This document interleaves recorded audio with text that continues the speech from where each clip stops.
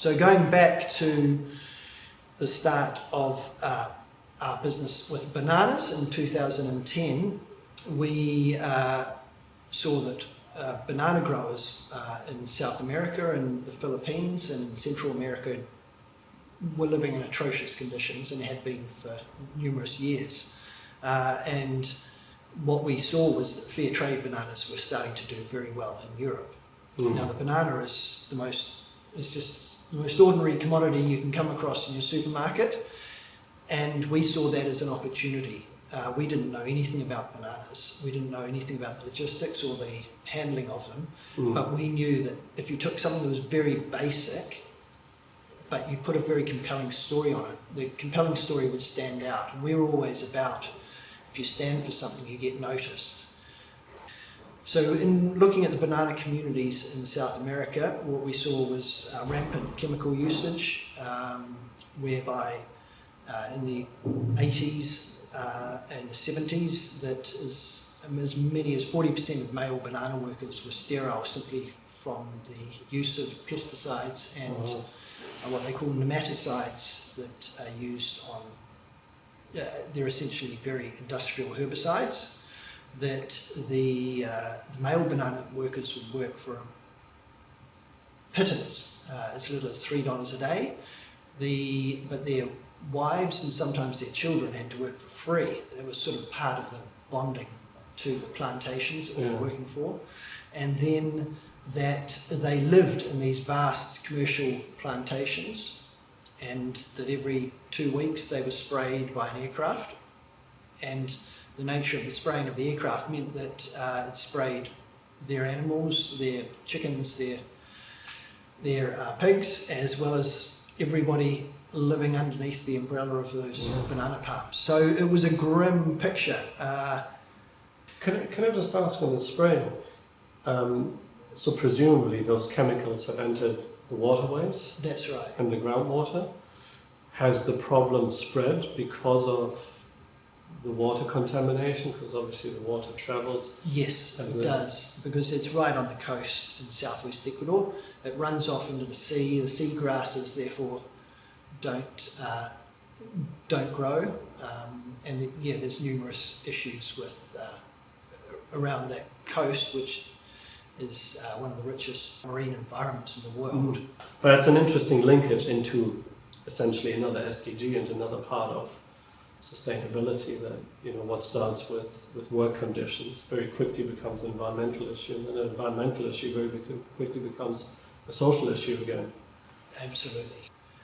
And the whole inequity of it was the banana whole industry was all about disempowerment of workers, make them dependent on the banana plantations so that they can't go to school, they can't do better for themselves and find a way to move beyond being banana farmers. And so the fair trade movement has been crucial to empower banana communities there, and decent work is actually what we use as a US unique selling proposition for our products. And we got started thinking that decent work here in New Zealand with employees and ourselves, giving ourselves some purpose, as well as being able to work with people who are in marginalised communities in developing countries trying to sell their produce, could be a way that we could differentiate ourselves and make a difference. But as well, we were very determined that the business side of it had to work. And when you started with this, did other people in the business community and did your mates say, "This is a great idea, this is going to make you rich"? No, it was quite the opposite. In fact, the first people that stopped us did it out of sympathy, because they just simply said, you guys don't know how hard the banana industry is, and no one's going to spend $1 more for the same banana. And we knew that because we were the nature of the way that the margins worked and the way that we wanted to make sure that these banana farmers who were supplying the bananas were looked after, was that we had to sell our bananas for about $3.99 a kilo, whereas conventional bananas were selling for anywhere between $1.99 and $2.99.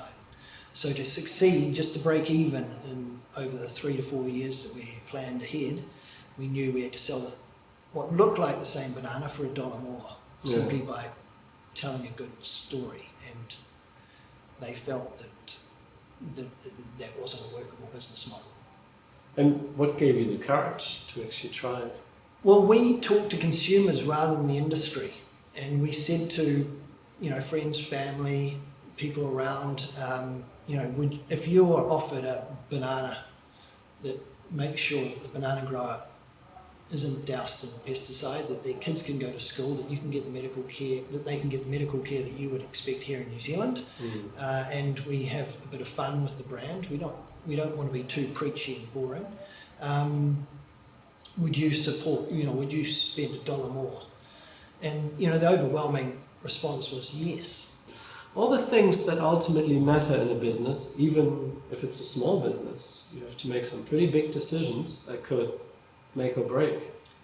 And luckily I had finished shortly before an MBA at Vic and done a BCA there, and that was vital, because it was that pragmatic knowledge that you learn through the MBA, the ability to learn from lecturers who were very closely associated with the business world and other business people that had been part of that MBA, and it gave me the confidence to be able to know, hey, here's a way to do my modelling and forecasting. Here's some of the things I can take into account, the accountancy knowledge that I'd gained. That was vital. I mean, education is a theme throughout our business, and that we just see it as the vital component to empowering growers. And as a white male sitting in Wellington, working with banana farmers in Ecuador and cola nut growers in Sierra Leone and sugar cane growers in India, we have very little right to say, hey, this is where you should spend your money. That approach just doesn't work, as we know, but one thing that is very clearly understood in the development community is the education of women is one way that you can help. You're likely to do a reasonably good job if money is going towards the education of women. The ability, it's just almost unheard of for girls to be able to go to secondary school, even boys. It's quite a struggle. For every extra year a girl spends in school, their income will raise 25%. Yeah.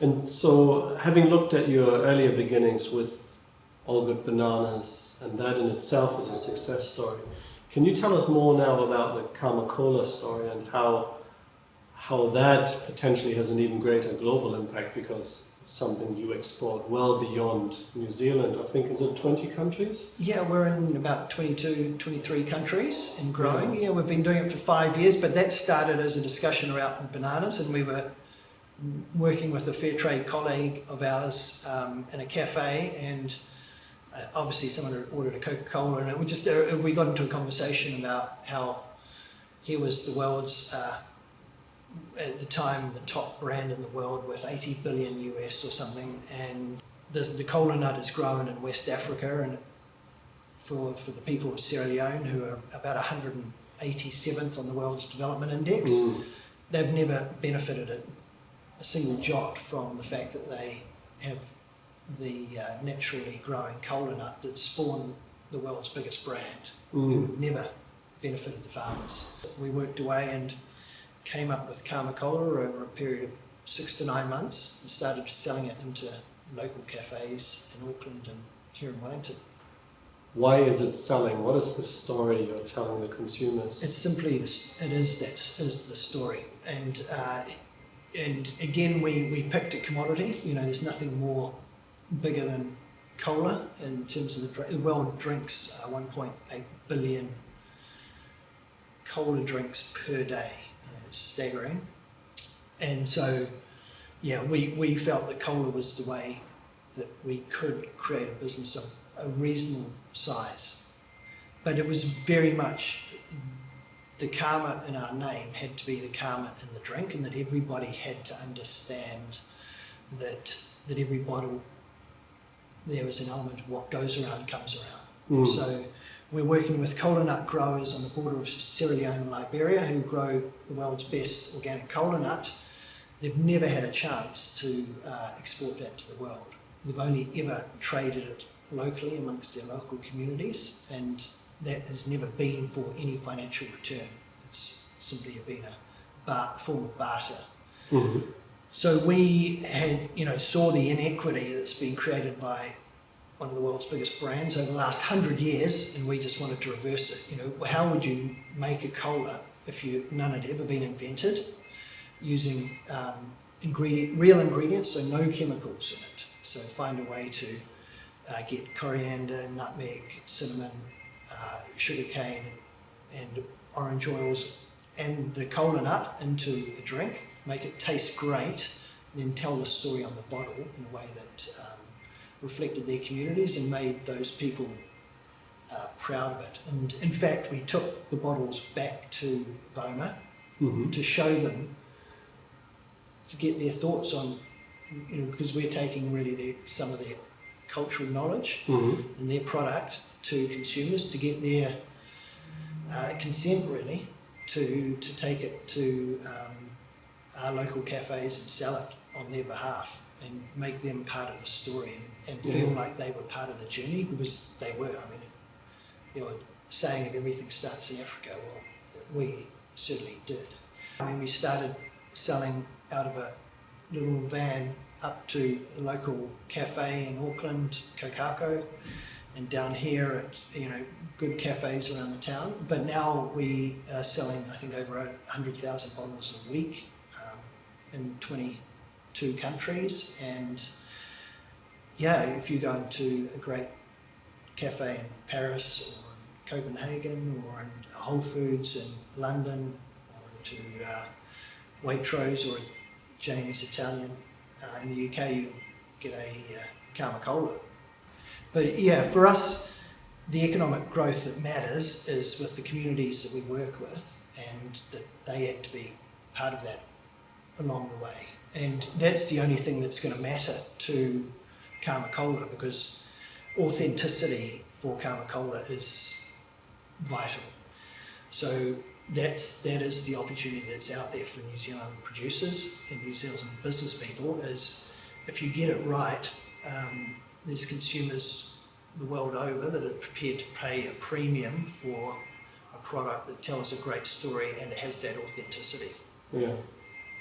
Excellent. I'm amazed by how much all good the initial idea, but then also how much Karma Cola has achieved, and all the new range, the new types of ranges that you've brought onto market now. And I think for our students in the business school, as they become leaders in the business community, these are really, really important lessons to move away from shareholder and really to focus on stakeholder, if any of those perspectives hold any value. It's great to see these examples, but there are many examples where New Zealand really isn't very sustainable at all. Completely. We can never relax there. Do you think there's a sustainability mindset in New Zealand more so than in some other countries? I think there certainly is in the market, in the groups of people, in the millennials that we are accessing, but I wouldn't discount the power of it everywhere. We find out our story is translating wherever we go, and what we find is actually that consumers right through Europe and Asia, in the US certainly, are thinking this way, and that New Zealand isn't special in that regard. Anyway, here's to decent Christian, work and good business. Thank you very much. Thanks for the opportunity to tell our story. I wish I had some coffee in there.